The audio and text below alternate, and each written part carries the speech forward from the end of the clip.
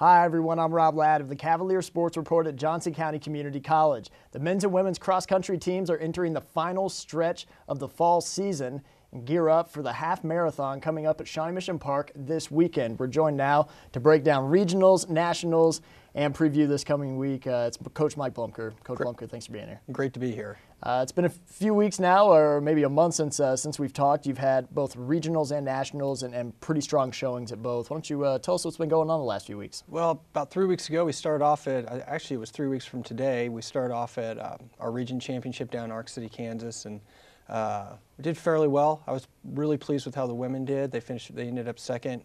Our region is typically the strongest region in the nation. So our women, actually, we had 4 women place all region. It's the first time I've ever had that happen, and we ended up second, which if you would ask me at the beginning of the season if we have 4 women all region, I would tell you we would probably win the region. But the team we lost to was Cali County. They ended up winning the National Cross Country Championship last weekend. Our men ended up 4th. There are four teams in our region, all ranked in the top 8 in the nation this year. So really, really, really rough regional. So the men, I think they did pretty good, all in all. Nathan had a really good outing, and I think Javier had a great race. So all in all, pretty good. So last weekend we went to National Cross down in Spartanburg, South Carolina. Women finished 8th. I was really pleased with that. We were 15th last year. Going into it, I kind of thought maybe we could get up somewhere around 5th, 6th, but not a single team that finished ahead of us actually had a bad day. So if all your athletes are on at National Cross, your team's probably going to do pretty well. All of our athletes were on. We did actually probably as good as we could do. Our guys finished 9th. All honesty, Nathan had a rough day. He finished about a minute off what he normally does, which it's going to hurt our team score a little bit. Javier Segura had a great day, though. Javier ran right out his PR, actually a little bit faster, and really good effort for Javier. I thought Brooks had a pretty good day, and Adis was off a little. So, you get those guys in the top 5 off a little bit. It's gonna hurt your team score. But they put in a great effort.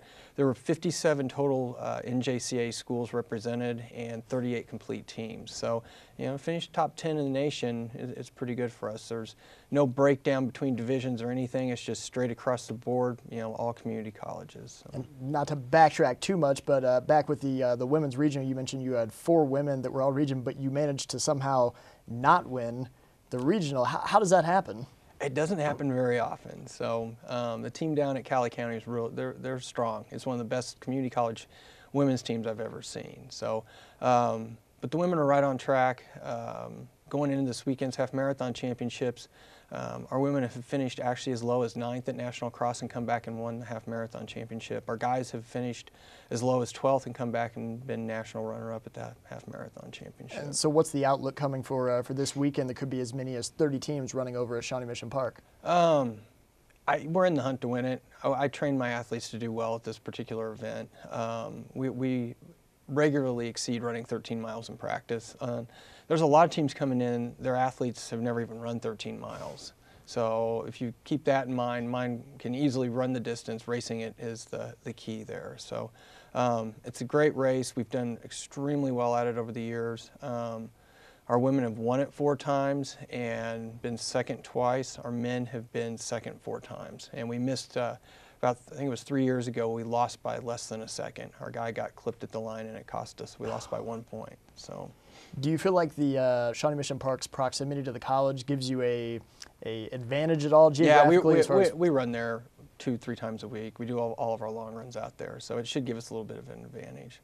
Now, not to look too far ahead, but you feel like next year you're going to be returning a pretty solid squad. We do.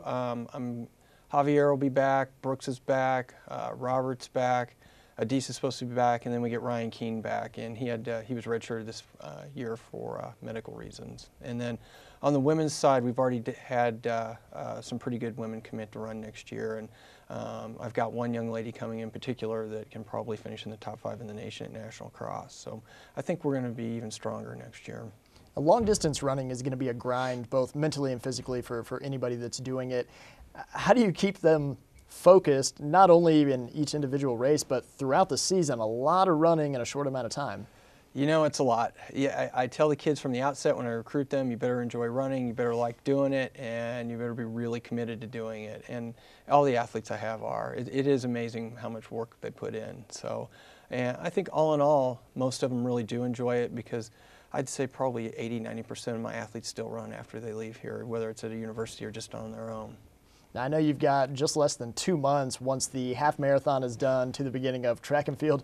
What do you do between now and then? Well, I can tell you, starting noon on Saturday, I'm not going to see any of my athletes for 10 days. We take a big break over Thanksgiving, and then we'll get settled back in. We got about 2–3 weeks before Christmas break.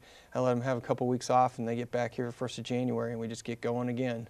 It amazes me that you basically have a 12-month out of the year job. The summer ends, everybody goes home, but you're still recruiting, you're still training, and impressive.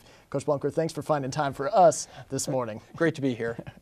Make sure you check out the men's and women's half marathon at Shawnee Mission Park this Saturday. Sounds like they could do big things. For Coach Mike Bloemker, I'm Rob Ladd. This is the Cavalier Sports Report. We'll see you next time.